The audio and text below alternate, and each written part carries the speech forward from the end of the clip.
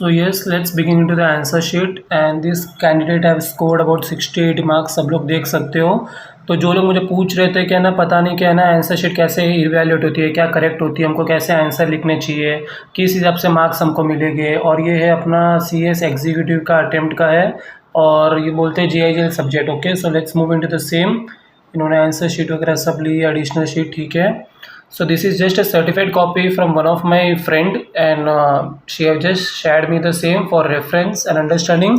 So जो upcoming जून 2023 या 24 या जो भी upcoming सेशंस में से लिखते रहते हैं उनको हर बार एक डाउट आता है कि ना एक बार आंसर शीट देखने को मिल जाए तो पता रहता है क्या होगा कैसे होगा। सो दिस इज़ एक अटेम्प्ट पूरा 1 साल पुरानी आंसर शीट है, but still I feel this will be somewhere helpful and understanding to you all guys.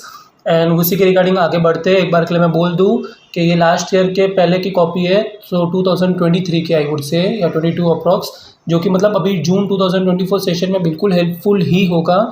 इससे एक आइडिया ज़रूर लग सकता है कि स्टूडेंट, कोई भी एक नॉर्मल स्टूडेंट किस हिसाब से आंसर लिखता है, किस हिसाब से उसका प्रेजेंटेशन रहता है और एग्जामिनर किस हिसाब से मार्क्स देता है या जो भी रहता है। तो एक थरो अंडरस्टैंडिंग एंड अप्रोच के हिसाब से मैंने ये आंसर शीट निकाली, क्योंकि इसमें स्कोर भी काफ़ी अच्छा है। ऑलमोस्ट 70 मार्क्स तक अगर एक स्टूडेंट स्कोर कर लेता है, वो भी JIGL जूरिस्प्रूडेंस जैसे बहुत ही टफ सब्जेक्ट में, मतलब ड्राई सब्जेक्ट लोग बोलते हैं, होता नहीं है। 17 चैप्टर पूरे ओवरऑल है 100 मार्क्स के। उन सब बातों को कंसिडर करते हुए मैंने ये आंसर शीट सेलेक्ट की है। मुझे नॉर्मली मिली थी तो मैंने सोचा क्यों नहीं, इसकी वजह से लोगों को कुछ तो आइडिया लगेगा, कुछ कंटेंट मिलेगा पढ़ने को, या एग्ज़ाम में अभी कल परसों जो एग्ज़ाम्स है उसमें बहुत हेल्पफुल रहेगा। तो उसी अप्रोच के साथ आगे बढ़ते। तो सबसे पहले इनका क्वेश्चन था थियरी के ऊपर क्वेश्चंस था जो भी है इनकी। तो इसके ऊपर इन्होंने पूरा वो टाइटल डाल दिया, फिर आंसर्स का देखो एक पैराग्राफ, दूसरा पैराग्राफ, फिर उसका कंक्लूजन, ये वो, तो सब पॉइंट वाइज में भी पैराग्राफ में डाल के रखे, तो इनको 4 मार्क्स मिल गए। इस तरह से एक पेज और उसके बाद दूसरा पेज भी इन्होंने भर के आधा लिख लिया, तो उसके हिसाब से मार्क्स है। तो क्वांटिटी भी अच्छी है, क्वालिटी भी आंसर की सही है, पहले दो पैराग्राफ में, फिर 2-3 पॉइंट वाइज में, तो it's nice.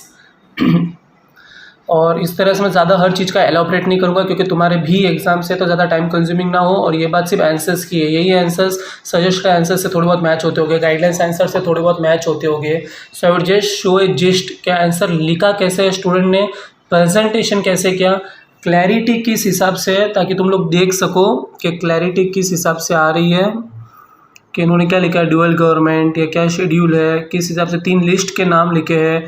Indian constitution federal features है विथ यूनिटरी फीचर्स, तो उन सब के बारे में क्वेश्चन आया था।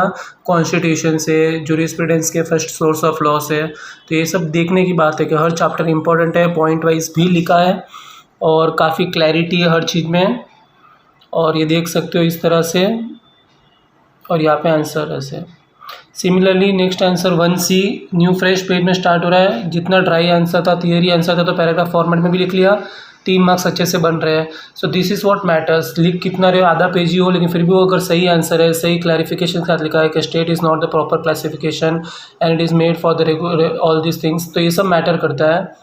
Next thing we are going for the second question. इनमें इन्होंने लिखा है strict liability was held in Ronald versus Fletcher, वो वाला केस है टॉट के चैप्टर से, तो इस तरह से देख सकते हो। एंड बेसिकली येस, मेरे भी फाइनेंस के एग्जाम है, काफ़ी कुछ पढ़ने का बच्चा है, मेरे को भी रहता है, तो मैं ठीक है काइंड ऑफ सोच रहा हूँ तुम लोगों को कुछ हेल्पफुल हो जाए कंटेंट अच्छे से, तो उस अप्रोच में ये वीडियो डाल रहा हूँ। तो it won't be so much deep detailed कि मैं बोलूँ इस चैप्टर का ये है, इस चैप्टर में ऐसे लिखना।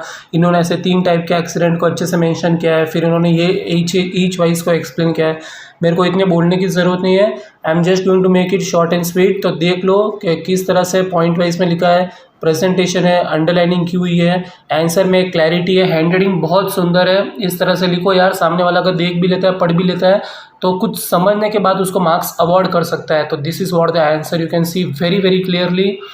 अपनी ओन अंडरस्टैंडिंग से भी लिखो, पॉइंट वाइज भी लिख लो, कवर अप कर लो, 4 मार्क्स अच्छे से मिल रहे हैं। Things matter. सिमिलरली नेक्स्ट वाला ये रूल ऑफ इंटरप्रिटेशन के ऊपर है, एडेंस रूल ऑफ इंटरप्रिटेशन, अच्छी तरह से लिखा हुआ है। कीवर्ड्स को हाईलाइट, ये वो क्या हुआ है, अंडरलाइनिंग है, पॉइंट वाइज से बुलेट पॉइंट्स एंड पैराग्राफ भी आया हुआ है, तो इस तरह से सब चीज़ का कवर अप किया हुआ है एक पेज में। सेकेंड थिंग, इन्होंने कुछ रेशियो डिसेंट या ऑर्बिटर डिक्टर के ऊपर पूछते हैं, पता ही है डिफ्रेंसिएशन आ जाता है अच्छे से। मैनर 3-4 पॉइंट्स भी लिखे हुए हैं, 3 मार्क्स मिल रहे हैं 4 में से, तो इट्स फाइन, समवेयर गुड कि चलो अच्छे से लिख रहे हो, इस तरह से प्रेजेंट कर रहे हो, तो मार्क्स अवॉर्ड हो रहे हैं एंड सब सही है, यही बोलूँगा। हैंड राइटिंग देख लो, पॉइंट लैंग्वेज देख लो, थियरी लिख रहे हो ड्राई, या जियोपार्डी के ऊपर कुछ लिख लो, डबल जियोपार्डी, तो सब कुछ देख लो। कुछ एक्सप्लेनेशन की सब्जेक्ट में ज़रूरत नहीं है, इट्स हाई टाइम, अभी मुझे और कुछ बोलना भी नहीं है। तो देख लो each answer wise 3A, 2 point wise उसका explanation, marks awarded, this is what matters. And ये सब आंसर मैं क्या बोल रहा हूँ तुम्हें, सर्टिफाइड कॉपीज़ बोलो, गाइडलाइंस आंसर बोलो या सजेस्टेड आंसर, हर जगह मिल जाएगा। पता है इस क्वेश्चन का क्या आंसर रहता है, मॉड्यूल में क्या प्रोविजन है, इसका क्या कंटेंट है, सब पता ही है। लेकिन फिर भी मैं आंसर शीट क्यों बता रहा हूँ, सिर्फ एक रेफरेंस के लिए, एक पॉजिटिविटी के लिए, जिसको देख के एक होप्स आ जाए कि चलो यार हम लोग भी इतना भर भर के आंसर लिखेंगे। अच्छा हम लोग भी इस तरह से कोई ABCD पॉइंट्स अच्छे से बना के लिख लेंगे। जो उन्होंने 4 पॉइंट्स पूछे थे या कुछ पावर्स पूछे थे NCERT के, तो उसको एक्चुअली बुक में जो दिया हुआ उस हिसाब से भी एक्सप्लेन कर देंगे। कभी लगता है कुछ स्टूडेंट्स को हम लोग नहीं लिख पाते बुक की लैंग्वेज, हमको रट्टा नहीं होता, हमको इंटरप्रिटेशन नहीं होता, कोई बात नहीं, स्टिल आई एम शोइंग, अपनी लैंग्वेज में लिखो, अपने ओन वे में लिखो भाई कि NCLT में inquire this, investigate any person apparent has to be filed with the company, issue someone to produce prescribe document. तो इस तरह से अच्छे से लिखो, सही से लिखो, सामने वाले को पॉइंट समझ में आ रहा है ज़रूर वो टिक करेगा, ज़रूर उसके मार्क्स अलॉट करेगा। एंड अच्छे से 3 मार्क्स में मिल रहे 4 में से 5 में से, इट्स समवेयर रियली गुड। बस यही बोलूँगा।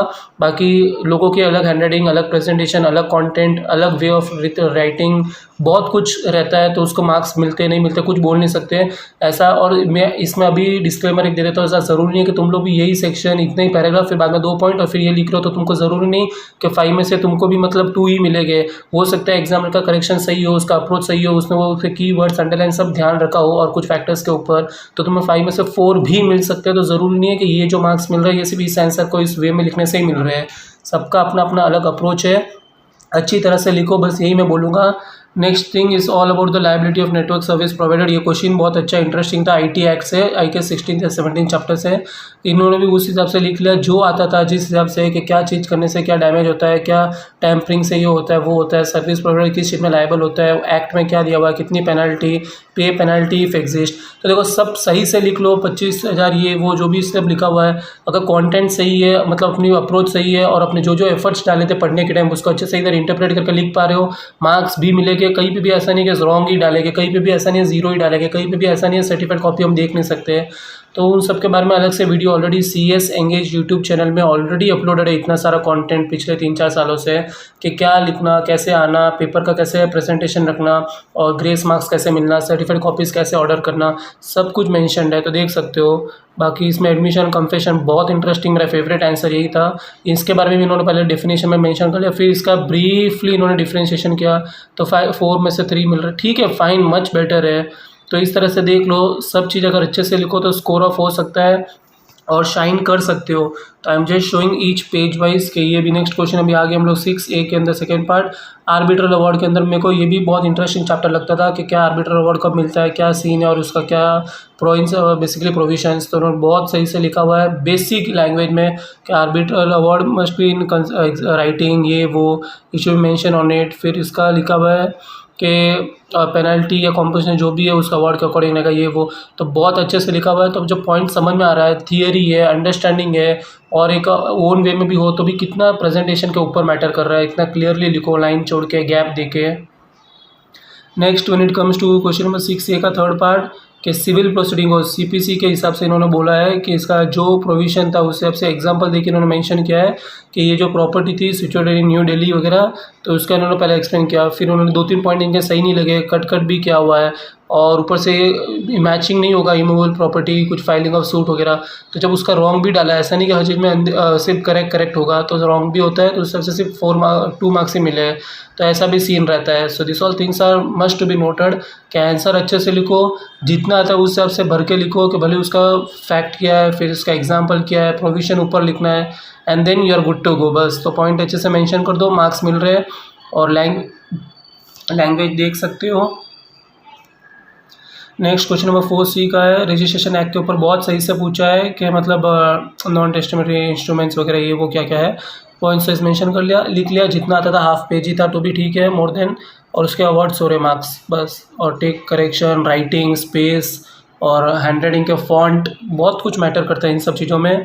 पेपर प्रेजेंटेशन मैटर करता है, लास्ट में अंडरलाइन करना, उसके पहले हाईलाइट करना, उसके पहले उसको टिक करना, बहुत कुछ है। तो ये क्वेश्चन अभी कुछ आया था कि RTI में क्या क्या फर्नीचर मतलब ना नहीं ले सकते, ये वो। तो इन्होंने लिखा है कि जो पर्सन के लाइफ और लिबर्टी क्या है, ये वो पब्लिक इंटरेस्ट में है ये वो, मतलब अच्छा ऐसा सब ले सकते हैं।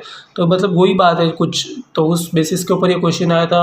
सिंपल एंड एकदम इजी वे में लिख लिया, जितना आता था मार्क्स मिल रहे। तो कभी भी ये नहीं डरना कि मेरे को 2-3 बड़ी बड़ी लाइन के 5 पॉइंट याद नहीं हो रहे मॉड्यूल के, मैं वो कैसे इधर छापूंगा, मेरे को मार्क्स कैसे मिलेंगे। This is not a BCom exam, not a school exams, professional exam है। तुम्हारा अप्रोच, कॉन्सेप्ट्स एंड क्या बोलते हैं, क्लैरिटी होनी चाहिए लीगल लॉ प्रोविजन में। सो this is what the thing. Section 4 के ऊपर ये वाला क्वेश्चन है, कुछ 5 का और 6 का, बस दैट्स इट। और नेक्स्ट क्वेश्चन आ गया फिर अपना 4A PIO, मतलब किस चीज़ में इन्होंने पूछा हुआ है, उस बेसिस में बहुत सही से लिखा हुआ है, 3-4 पॉइंट्स और मिल रहे अपने 3 marks. Very nice. And yes finally यही होगा I think so last question number 5 इन्होंने स्टार्ट किया अभी। ऑर्डर कुछ भी हो, 5 फिर पूरा लिख लिया, फिर 2 फिर पूरा कर लिया, ऐसे करो तो सही है। ऐसा नहीं कि 5A कर लिया, 3C कर लिया, 1B कर लिया, 4A कर लिया, वापस 5-2 कर लिया, ऐसा कुछ नहीं करना मिक्स खिचड़ी, सामने वाले का दिमाग खराब होगा।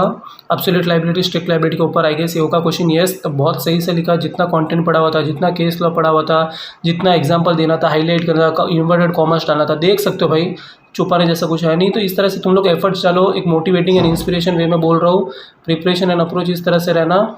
एंड यस 8 मार्क्स का क्वेश्चन में 7 मार्क्स मिल रहे हैं। मतलब लाइफ में मैंने इतना हाईएस्ट मार्क्स शायद मेरे को खुद को नहीं आए, मतलब इस पर्टिकुलर क्वेश्चन में बस अच्छे से मार्क्स आ रहे हैं, तो और क्या ही चाहिए, तुम देख सकते हो। And this is where a win win situation, तो देख सकते हो, इससे बड़ा मोटिवेशन मैं आज के लिए कुछ बोल भी नहीं सकता। सो all the very best for tomorrow. और बस आई थिंक सो, अच्छा और 2 पेज है क्या, ठीक है। ये अपना है आर्टिकल 51A ऑफ कॉन्स्टिट्यूशन के ऊपर का, कि किसी चीज़ में फंडामेंटल ड्यूटी ये वो कुछ भी पूछा हुआ है तो पॉइंट वाइज एक्सप्लेन करते हैं, ये मेंशन कर दिए। और इन्होंने 3-4 ऐसे पॉइंट मेंशन कर लिए। 6 मार्क्स मोर देन सेटिस्फाइंग, 8 में से 6 मिल रहा है। लोगों को 3 नहीं मिलते, 4 नहीं मिलते, 2-2 मार्क्स आते हैं, लेकिन ठीक है, it's really good and that's it, it's a done. तो बस ये एक पॉजिटिव एकदम ओके एंड अच्छे अप्रोच में मैंने वीडियो अपलोड किया है कि स्टूडेंट्स को गाइडेंस मिल सके, एक अप्रोच रह सके एंड पता चले एग्जाम कैसे लिखना, पेपर में क्या प्रेजेंट करना, किस तरह से अंडरलाइन करना, क्या टैबलो कॉलम बनाना, हाईलाइट करना, इन्वर्टेड कॉमर्स डालना, फॉन्ट हैंडराइटिंग की अच्छी रहनी, अच्छे से स्पेस दे के लिखना, अच्छे से सब आंसर कवर अप करना, उस वे में मैंने डाला था। इसका कोई इंटेंशन नहीं है क्या इंस्टीट्यूट बहुत ज़्यादा मार्क्स डाल रहा है, मेरे को बहुत कम मार्क्स डाल रहा है, करेक्शन गलत हुआ है, वो आंसर सही था, इसमें ऐसा होना वैसा होना, ये सब नेगेटिविटी को होनी नहीं चाहिए। खुद का अच्छे से पेपर लिखो, पॉजिटिविटी करो और तुम खुद अपनी अच्छी अच्छी आंसर शीट आगे लेके आओ कि मेरे को अच्छे मार्क्स आ गए, मैं अच्छे से पास हो गया, मेरे अच्छे से हो गया, मैं अच्छे से पास हो गई। This should be the only motive. Okay, so all the very best to all the candidates and respective students who are giving CS executive in this June 2024 session. Till then, stay tuned. See ya.